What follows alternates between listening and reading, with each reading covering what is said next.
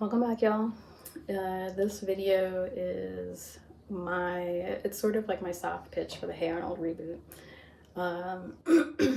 Not so much changing whatever like Craig Bartlett and creators have in mind for it. I just want to put my 2 cents in and sort of pitch myself to be a part of like the reboot as like a writer, a little shepherd for Arnold and Helga's relationship, if you will. This is a video about what I want to see happen in the Hey Arnold reboot in relation to Helga and Arnold's relationship. Okay. So there've been a lot of rumors flying around about the Hey Arnold reboot series. Craig has been going on sort of like this tour of like showing selected episodes from the series, playing the music live from the show. And now he's, I believe, going on tour just to like play the music from the show. That's all very exciting. It makes me think it's going to lead to somewhere, or at least try to get eyes on the Hey Arnold reboot and get people excited, and probably try to show executives, the powers that be, just how much interest there is in this, and give them reason to greenlight the reboot. Craig knows where he wants to take it. That's awesome. He's talked about incorporating themes of like gentrification, cell phones, like smartphones, changing family dynamics, because Arnold's parents are going to be back home now for sure. And I imagine they're going to be a different dynamic than like grandma and grandpa. And now Arnold and Helga are going to be an item finally. I'm excited about that. I'm also like worried, hence this video, of like what I would really love to see happen for them, basically. Not all of it's good. We still want to impart sort of like these kid experiences, and also kind of slip in these like life lessons of reminding them what's important, some good choices to make, how to navigate relationships, situations, life, all that good stuff, without being like pandering and preachy, didactic. I'm very excited, and I have faith that things are going to work out. The reboot's going to happen at some point. So let's get into what I would like to see happen for Arnold and Helga. Asterisk. I feel like for people who don't know, or don't remember, I want to get a little bit into what we saw in the OG series, what happened in a little bit of what happened in the Jungle movie, so spoilers abound, just to give a little backdrop of what I'm trying to talk about. So in the original series, right from the get-go, first episode, we see that Helga has a really big crush on Arnold. Nay, it is more like a deep-seated obsession.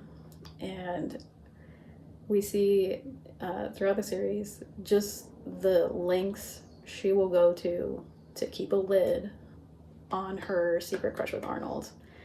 It has given a lot of laughs, a lot of tension, and I think it's what really kept people sat throughout the series. Like, yes, there's a lot of great episodes outside of like Helga's crush, but I think that was like the running unanswered question, the emotional conflict that really like was threaded throughout the series was, is Arnold ever going to find out Helga's deep crush on him? Are other people going to find out? Are they going to laugh at her? Is she going to be rejected? This is what we were watching the show for. At least I was. I'm not alone in that. So let's talk a little bit about the origin story of her crush. This is a particular episode. I'm sorry, I did not look this up. I don't remember. It's somewhere in the later season, because the animation style looked a little different based on my memory. Anyways, it is the first day of preschool. We see Helga, she's at home She's being ignored, neglected. I don't think anyone made her a lunch for that day, and no one's interested in taking her or walking her to preschool. She's fed up, pissed off, and she walks herself, her little self, to preschool. She looks adorable, and she's set against this backdrop of like, I think it's like dark and rainy, and I think there's like some sketchy stuff she's having to like walk through in the neighborhood, and I think she gets like splashed by like gutter water or something like that, and she's just like like she finally makes it to like preschool, and she's just feeling very low, and like who comes out of the car that like pulls up? It's Arnold with his grandpa, and he sees her, he turns to her, and I believe he says something like, "I really like your pink bow," or something like that, and she melts. She's like, "Oh, oh." And it's just like the sweetest little moment. And then I think it's Harold. He just ruins it, and he sees this like cute little moment, her vulnerability, and he just makes fun of her.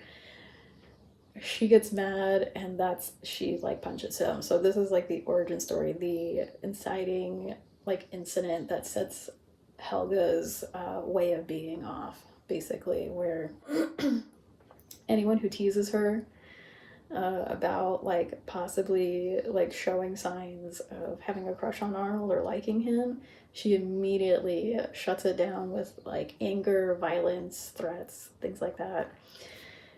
And when she's like alone, she like melts and like gushes over him. So that's the origin story. Arnold being the first person who really saw her and made her feel seen.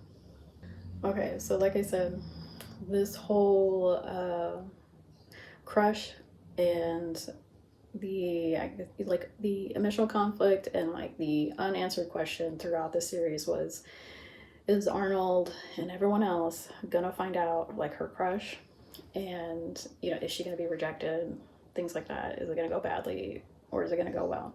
So this brings us to Jungle Movie, and if you have not seen it, go see it. I am talking about the big reveal right now, so click away if you don't want to hear it. Okay. The Jungle Movie is where Helga finally confesses her crush to Arnold. And it's like probably like one of like the worst moments like she could. They're on the school trip. They're going through the jungle. The school trip was a sort of, what do you call it? A front, a facade for what was really happening. I forget like why it had to be like Arnold. I think it was like something like Arnold was like the key, and so there was like this whole elaborate like setup of like, let's get this class into the jungle and like let's, I don't know, like kidnap Arnold, or like I forget. But this is where this is like the movie where Helga confesses. And I have to say, Helga confesses not at the very last possible moment. She confesses like in the middle of the movie, and it doesn't like go well. And yes, like Helga is mad and a bit devastated, but it's also weird because it's like we have a whole other half of a movie to like go through, and the whole rest of the movie is about, it's like more focused on like Arnold like reaching like his parents and like the obstacles like he's having to fight. Okay, I love this movie. I love that it happened, but the emotional conflict just ended in the middle of the movie. We don't have anything to carry the rest of the movie. It lacked a lot of that tension, because like this is something like that was teased, like this crush was teased out over like, was it 4 or 5 seasons in the original series, and then it like ends in the middle of the Jungle Movie, and it's sort of like, why? I don't mean disrespect or anything, but anyways, later events in the movie could have packed a bigger punch, could have held a lot more tension if one, Helga had not confessed in the middle of the movie. Like, there's a scene where Arnold and Helga are hanging by a rope and like they're dangling off a cliff, but it doesn't carry as much weight because it's like Helga already confessed. Like, there's nowhere to go. Arnold already kind of like rejected her and he's like focused on his parents. So it's just sort of like feels a little bit more blah than if like she still had not confessed, or they could have gone in another direction where like she did confess, but maybe like Arnold, like something loud, a loud noise was happening and Arnold didn't like fully hear her. She can keep going thinking like he's rejected her or whatever and being mad.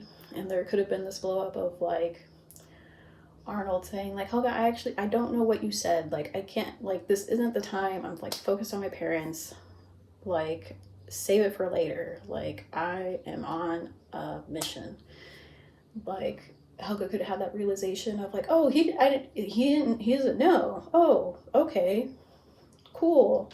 I wasn't necessarily rejected like I am now. Like, he still doesn't know. So when you would get to the part where they're hanging off the cliff, like with the rope, it's sort of like the tension comes back, and Helga could have been like, I'm about to die. Like, why don't, like, let me just say it now. Let me just say, I love you, Arnold. Like, I'm sorry I've been such a B word, like, your whole life, you know? Like, and like, just like confessed everything to him in that moment, but then it's like, it would have been cut off because obviously they get saved at the last possible second. And it would have kept that tension going, and like, I think my whole thing is that like, yeah, we knew that Arnold's parents were like lost in the jungle or something, went away to go do something and never came back, right? We knew like his parents had been missing like all these years, but we have not, like in this, from the series, we were not emotionally invested in that.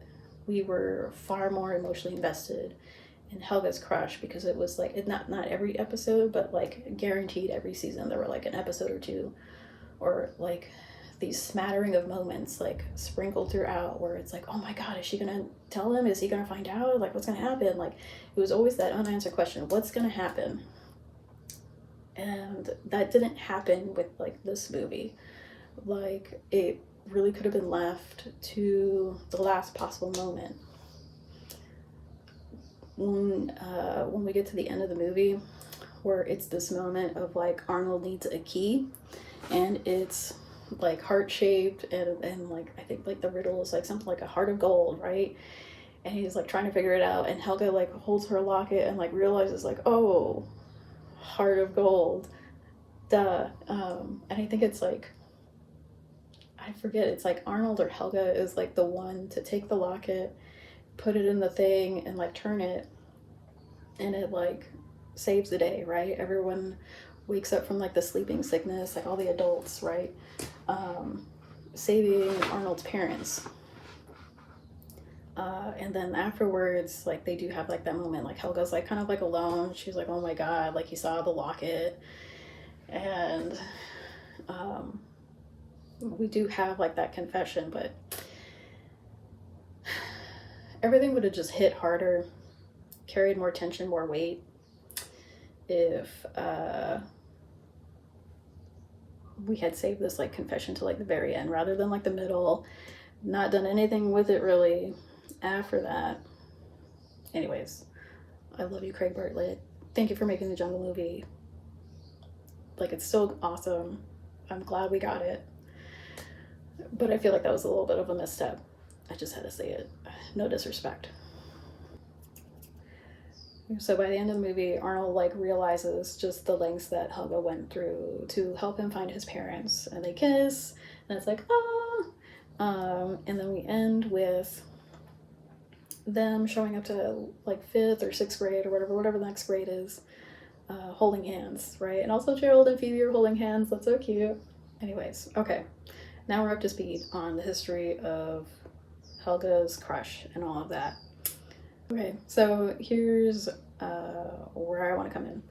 So we know what Craig Bartlett intends with the reboot, the whole gentrification, the changing family dynamics, introducing the like cell phones, smartphones, and things like that.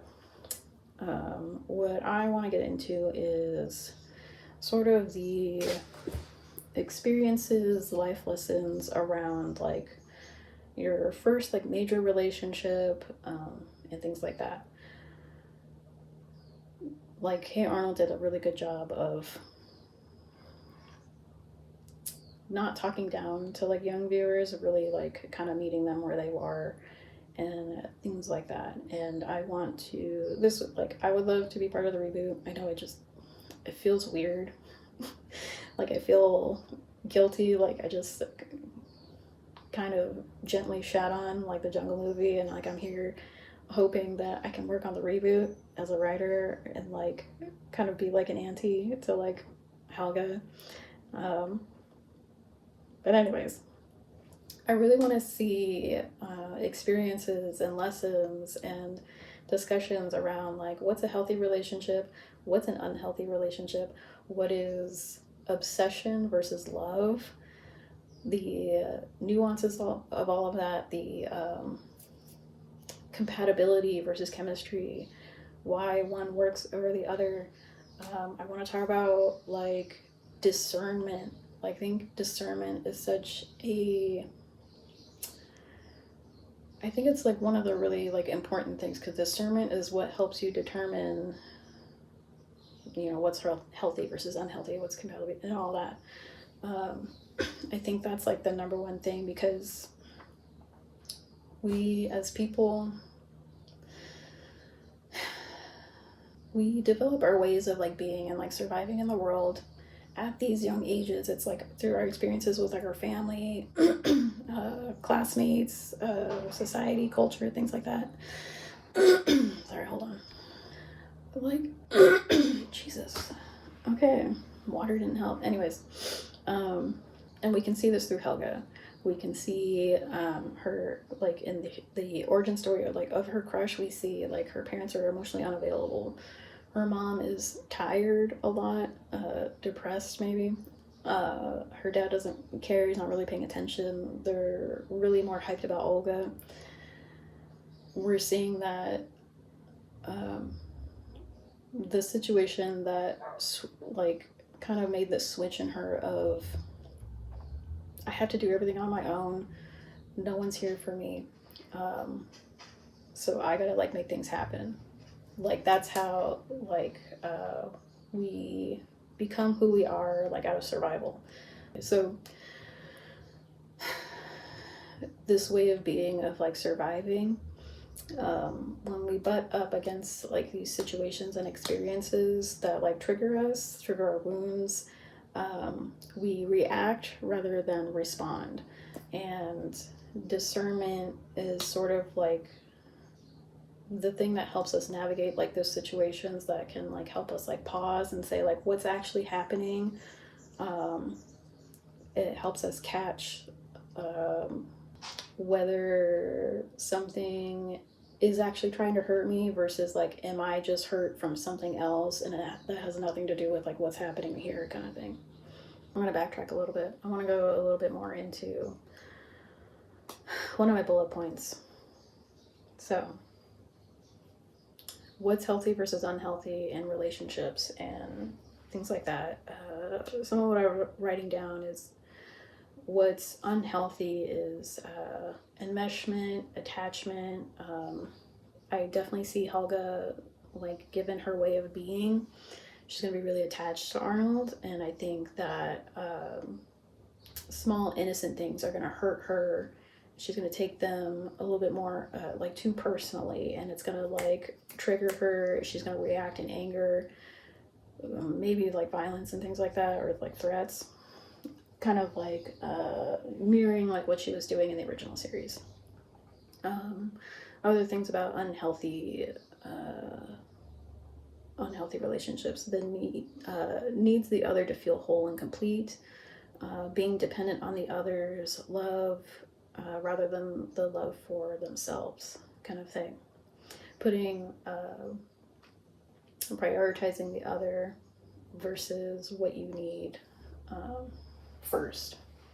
And then like the healthy, like, so what's like the healthy aspect of like relationships? It's the detachment. It's being whole and complete with yourself first. Being okay being alone, like you have yourself. You don't need someone else. You are fine on your own, but you want someone in your life.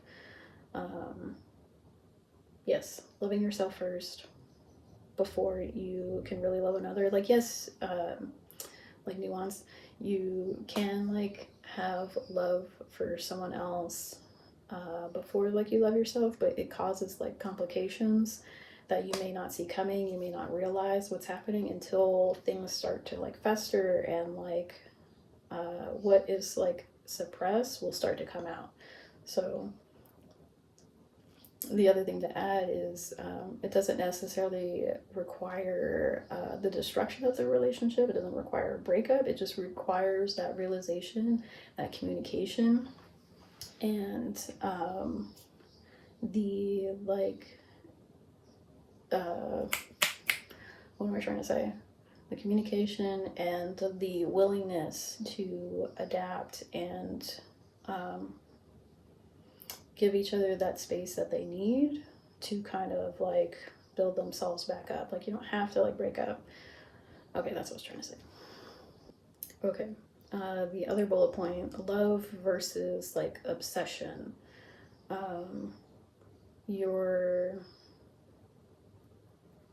love, like the love kind of ties into like the healthy versus unhealthy. Love is sort of like having that detachment, security in like yourself. The obsession is more about kind of dealing with the story that you made of the person, the idealization, the fantasies, and things like that, and how that can actually differ from reality and like what's actually really going on. I think in kind of dealing with the question of like what is love versus obsession, we're gonna get lessons around boundaries, values. It'll play into chemistry versus compatibility, and how to deal with the realization of what you've been longing for isn't actually what's true. Like the obsession is sort of like a lot of like wanting rather than seeing the truth of the situation. The other thing is obsession can create like suffocation in like a relationship. It can start to turn into like resentment, like on both sides, like you're not being who I want you to be, or you're trying to make me someone that I'm not. And it can even bring about like a lot of like jealousy.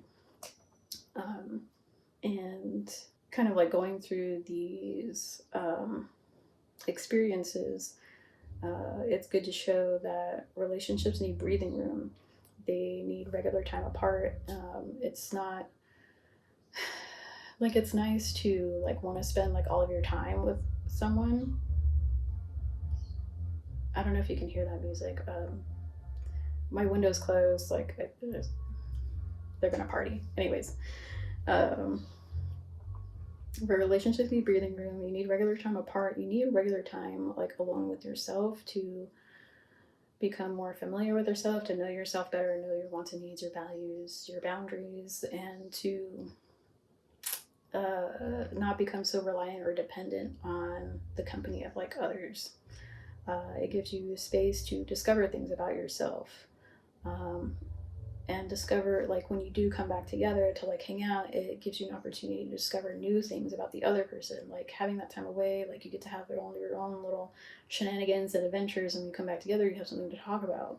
Whereas, like, if you spend all your time with someone, it starts to become stale. You start talking about the same things, you have nothing to talk about, or you just sort of like start looping habits and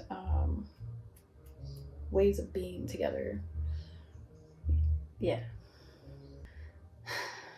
The other thing I'd like to really see is sort of experiences showing what's a red flag, what's a green flag, more discernment, what are the obvious ones, what are the not obvious ones, what are the harder ones to see, because sometimes it takes a little time for us to see a couple of like red flags. It takes time to see the habits and patterns of the people you're in a relationship with. The other thing is like what's sort of like how do I want to say this, like a soft manipulation. Like you don't realize it's like happening until like you start feeling like a certain way, and it's like, why am I feeling this way? And like you really start paying attention to like what's being said and how you're receiving it or dealing with it. The other thing is one person getting used to taking over and doing something, so the other person stops trying and stops doing the thing that you need them to do. Like the idea of like you're not doing this, like I'm just gonna do it because no one else is doing it. So you take over and the other person stops trying to like butt in and just like lets you like do it because one, you do it well, you're gonna do it anyways, or you're not asking for like help.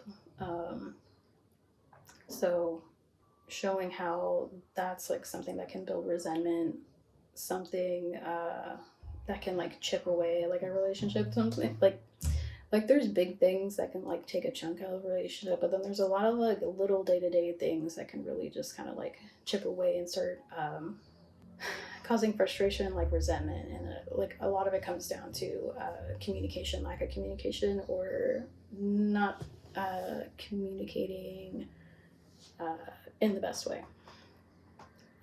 Something else is what's malicious versus like unintentional. The idea of like our intentions don't mean much. It's like the aftermath, it's the effect, that's what's really the focus, and where you need to take accountability.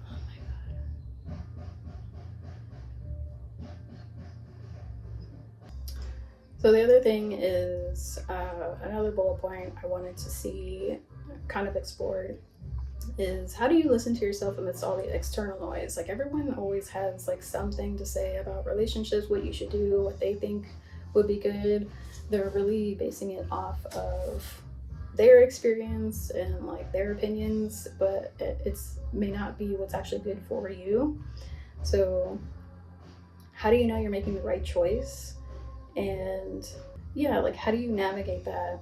And I'd like to see like Helga or Arnold kind of the realization of you just have to make a choice and find out and see where it goes. Basically, like you can sit there and make a pros and cons list all day long, but ultimately, like you have to make a choice. You have to communicate. You have to do what feels right for you, what's good for you, and what lights you up versus like what feels heavy and draining. And having to make the difficult choice regardless of the outcome, because you have to take care of yourself first. Okay, hopefully I just closed like some other windows, hopefully it's not as loud in the background. Okay, so I talked about how do you listen to yourself amidst all the external noise. Next bullet point, difficult choices, disappointing people, issues around communication, being afraid to say what you need, afraid to say the thing because you're afraid that it's going to go badly or it's going to end up in a breakup,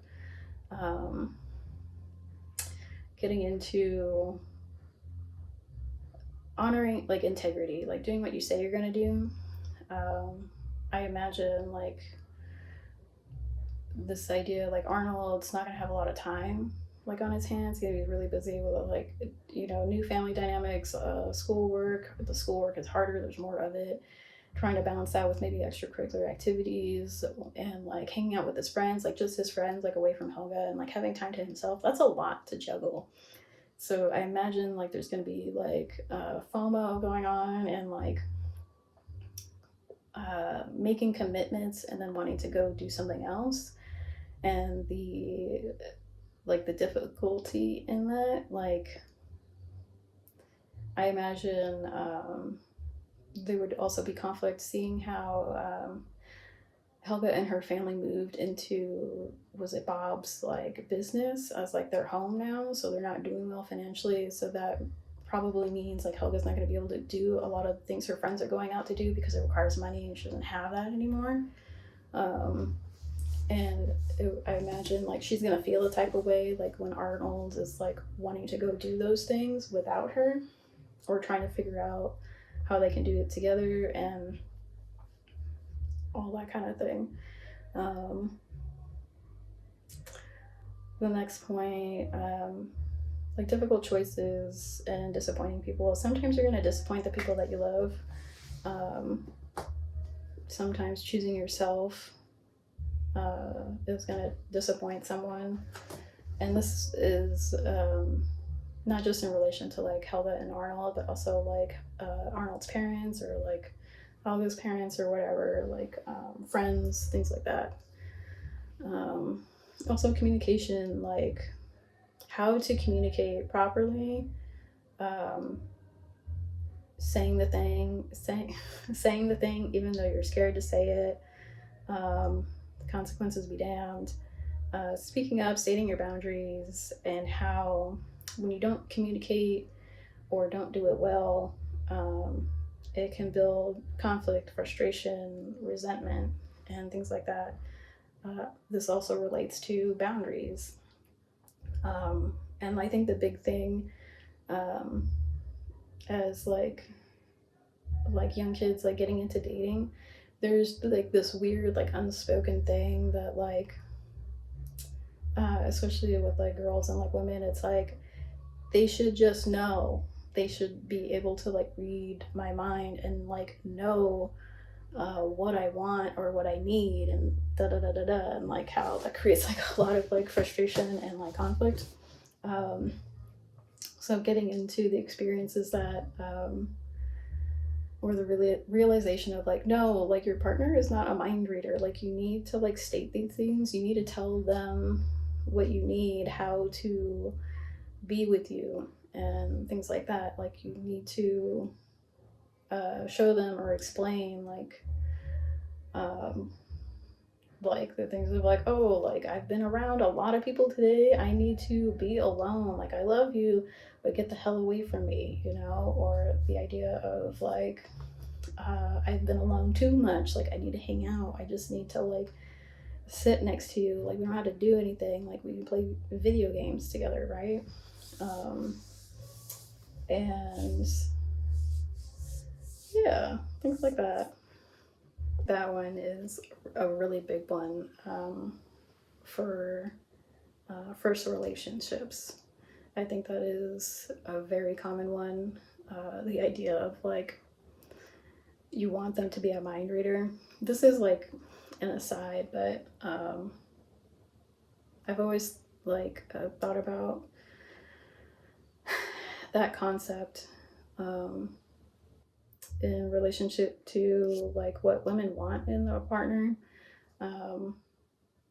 My opinion is that for the most part, women just want a partner that kind of takes care of them, like their mom. Maybe not their mom, but like the ideal mom, the mom that's like that notices things and like does something, notices like when you're upset and like confronts it or like inquires about it. The mom that is like considerate, they're like, oh, like I saw this and I thought you'd like it, kind of thing. Or like the mom that like, you know, like takes care of things like around the house, sees something that needs to be done and like does it. I think a lot of that, we get that from like watching like our moms. Like yeah, we see our moms as like all the things they do as like a warning that you don't want to be the self-sacrificing one. that does everything for everyone first before you do anything for yourself, or just forgetting yourself altogether. Like, that's a warning too. But I think it's just like, even like with like guys, they want a woman like their mom that like does all these things and like makes them feel like taken care of. It's just like, I think if a guys out there are like wondering like how to like treat a woman, it's like, well, think about like how your mom took care of you, and or like the ideal version of like a mom. Like, think about that and like do that for her, basically. Yeah, that's been, I don't know, that's been like floating around in my head, and I just wanted to get that out there. That I think women just want a partner that's like kind of like their mom. They want to feel taken care of in those ways, like the little things around like the house, managing life, things like that. And it's sort of like guys like want the same thing, but they don't think to apply it to how they are with like their partner. So that's pretty much it for, I guess, what I would really love to see explored with Helga and Arnold's relationship. I really hope that it's a like relationship that lasts the seasons or however long the show may run, rather than just like a short little blip in like season 1 of like the reboot. It's definitely going to need that new running tension, right? The reboot is going to need like, we're no longer obsessing or like wondering whether Arnold and everyone's going to find out about her crush or obsession. It now needs to be, I think, like the running question needs to be is, are Helga and Arnold one gonna make it? Are they meant for each other? Are they right for each other? And can they work through their differences? Can they work through their issues? Can they grow as people? Basically, I think that's got to be the new running tension in the reboot. And I think people will really be sat for that. I know I would. And again, I don't mean to be presumptuous. I just want to put it out there that I would really love to be a part of the reboot. I would really love to help write about Helga's and Arnold's relationship. It feels really on brand for me to want to impart all those experiences and like wisdoms and life lessons through the show. I already do it throughout my own work.